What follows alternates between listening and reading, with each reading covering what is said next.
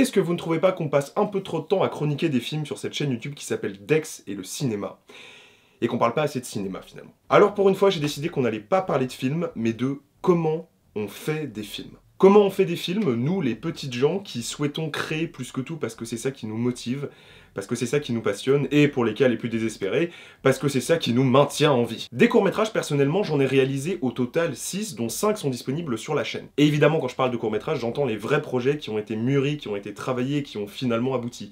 Pas les expériences de cinéma bâtardes de jeunesse. Et figurez-vous qu'au fil de la réalisation de ces 6 films, de l'idée de départ à la diffusion, j'ai commis plein d'erreurs, j'ai eu d'incroyables surprises, j'ai eu plein de merde, j'ai eu plein de stress, et j'ai eu plein de réussites aussi. Et figurez-vous que tout ça, j'ai décidé que j'allais le raconter en fait, et que j'allais puiser dans mes expériences d'écriture, de tournage et de montage pour essayer d'aider ceux qui, comme moi, ont putain d'envie de faire des films, mais qui n'ont pas l'argent pour le faire. Alors évidemment, je prétends pas être un pro, je prétends pas avoir la science infuse, je suis fier de mes films, mais c'est pas pour autant que je vais dire qu'ils sont bons. Vraiment, la seule chose que j'ai envie de faire, c'est d'essayer d'aider et de rassurer ceux qui auraient encore du mal à trouver le courage de se lancer. Parce qu'on n'a pas besoin d'argent pour faire du cinéma, et qu'on a encore moins besoin d'argent pour faire des courts-métrages. Perso, en 6 films, je n'ai eu qu'une seule super production, elle m'a coûté 50 €, et c'est mon film que j'aime le moins. Parce que oui, on verra aussi que plus on réalise de films, moins on aime les précédents.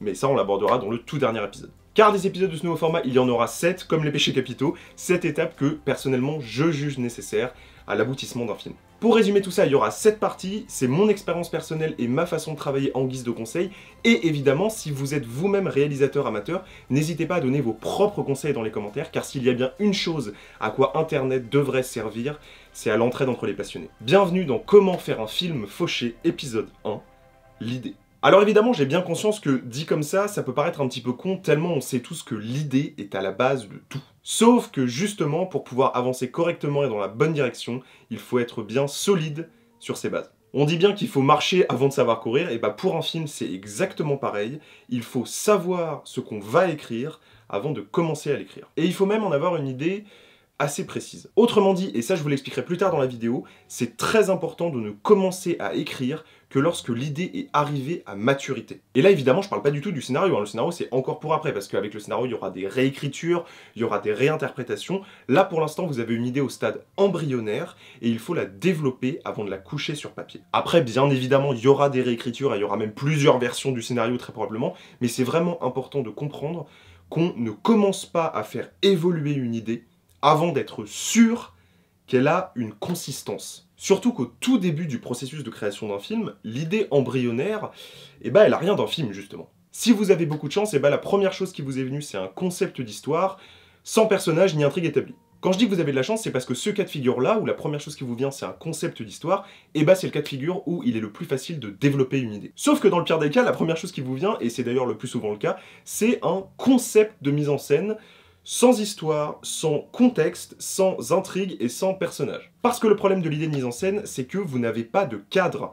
Vous avez juste une vague idée générale de à quoi vous voulez que votre film, qui n'existe pas encore, parce que vous n'avez ni personnage, ni intrigue, ni quoi que ce soit, va ressembler, sauf que vous savez pas ce que vous allez raconter. Et c'est ça qui est super chiant avec les idées de court-métrage qui vous popent dans la tête et que vous avez envie de développer, de réaliser et de diffuser au monde entier. Elles surgissent de nulle part, elles s'imposent à vous et elles vous obsèdent jusqu'à ce que vous commenciez à travailler dessus. Parce que oui, le cliché de l'artiste qui dit « oui, non, c'est pas vraiment mes idées, les idées elles descendent du ciel », c'est assez vrai. Personnellement, je n'ai jamais réussi à avoir une idée en me forçant à en avoir une. Simplement, voilà, je suis là, je suis à la terrasse d'un café, je suis dans un jardin, je sais pas, je suis dans mon lit, puis d'un seul coup ça fait ting. Je me dis merde, putain, vas-y, j'en ai pour 3 semaines d'obsession derrière.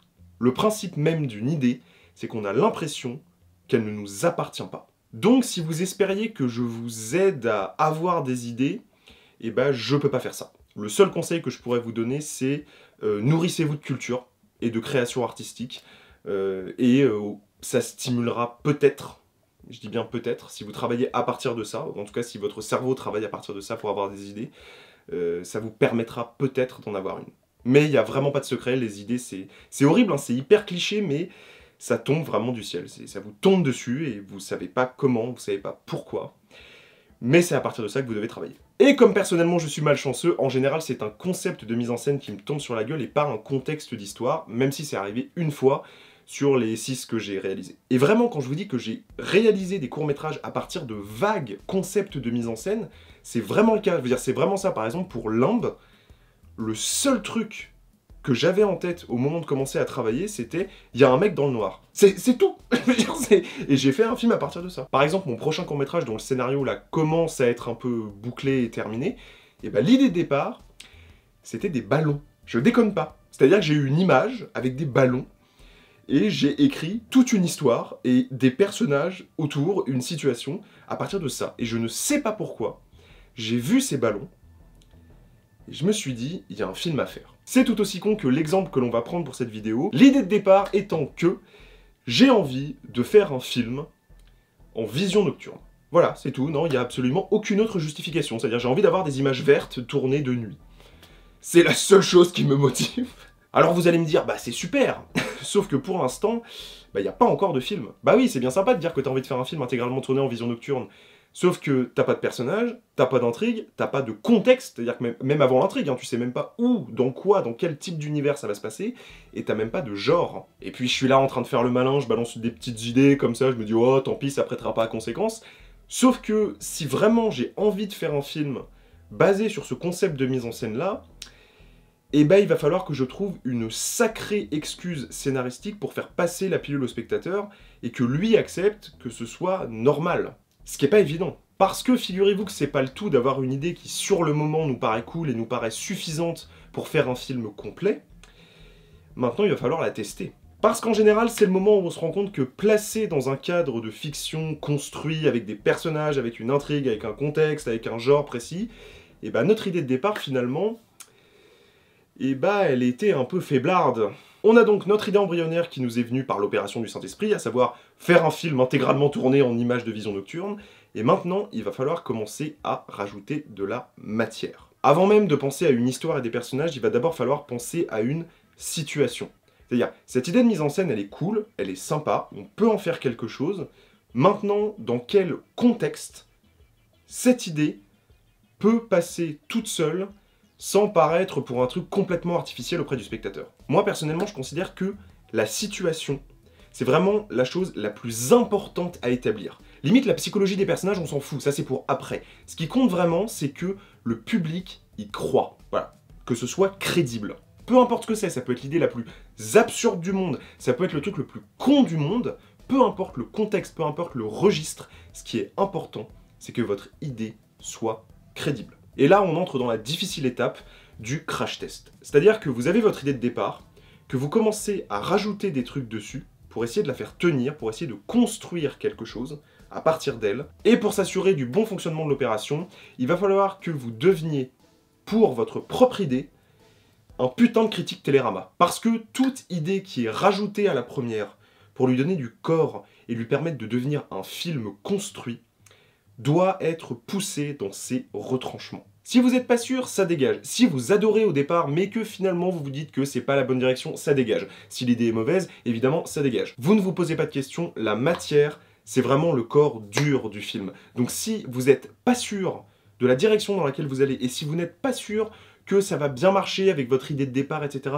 vous dégagez. Vous devez pousser votre idée dans ses moindres retranchements, afin d'être sûr, à la fin du processus, que c'est dur, que ça tient, que c'est cohérent, que c'est logique, que tout est justifié et que personne ne va se poser de questions. Parce que forcément, vous, c'est votre idée, alors vous la trouvez cool et vous vous dites que ça pourrait faire un putain de bon film.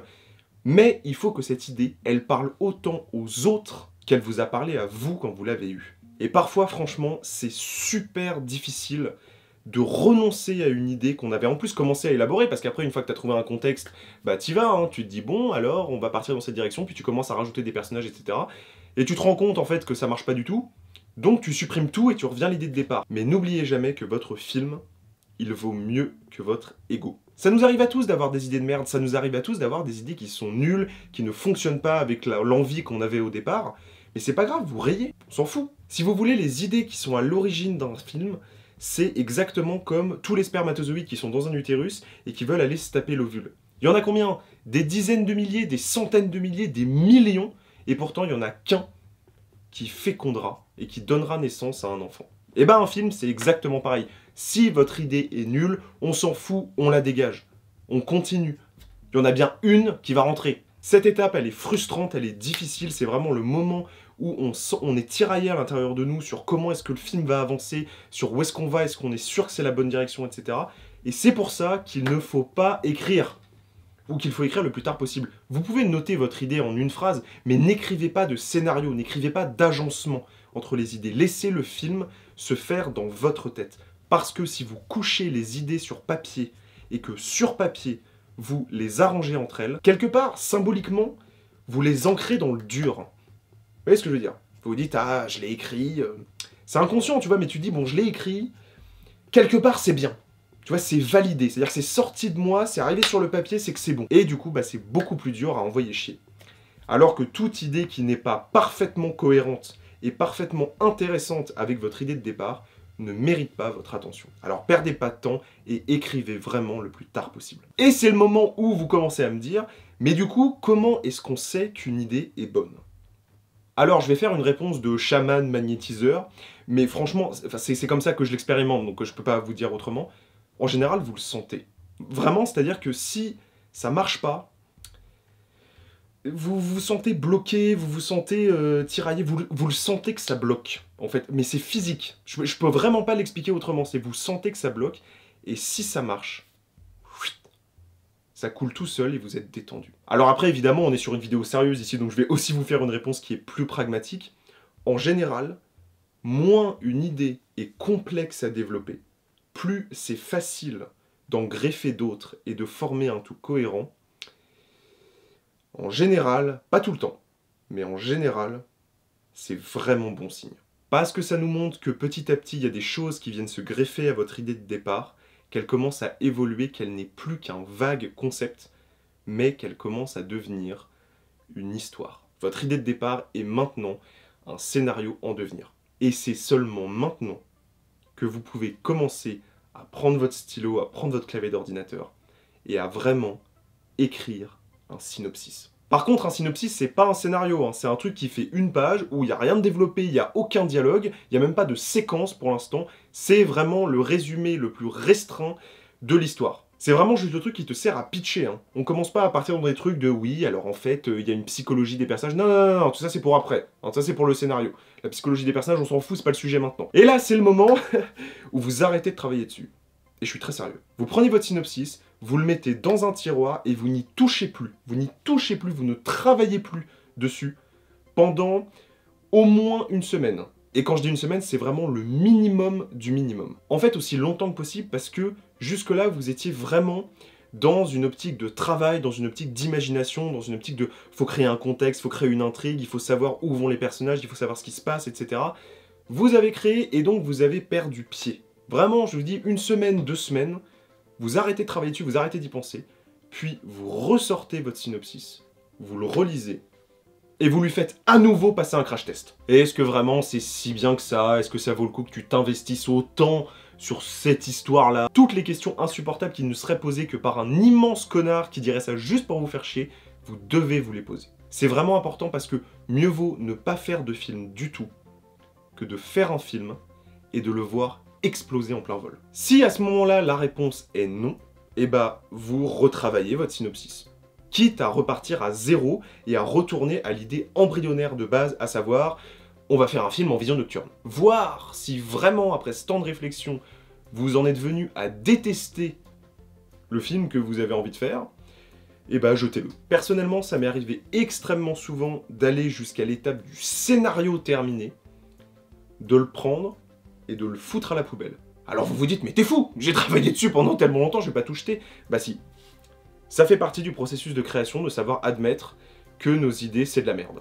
Si ça ne vous plaît pas à vous, ça plaira à personne. Maintenant, si la réponse à toutes ces questions est oui, je trouve que mon idée est bonne, je trouve que le synopsis est intéressant, je trouve qu'il y a quelque chose à développer, il y a des personnages, il y a quelque chose à creuser, il y a un potentiel de film derrière,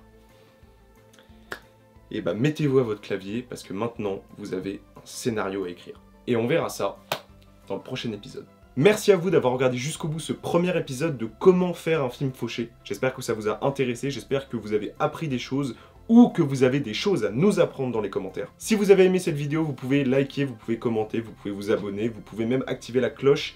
Très très important, la cloche. Si ça vous intéresse, il y a des réseaux sociaux en bas, il y a Instagram, Sens Critique et Facebook. Je vous dis à très vite pour d'autres vidéos sur le cinéma, et je vous dis à dans un mois pour l'épisode 2 sur le scénario. Ciao tout le monde.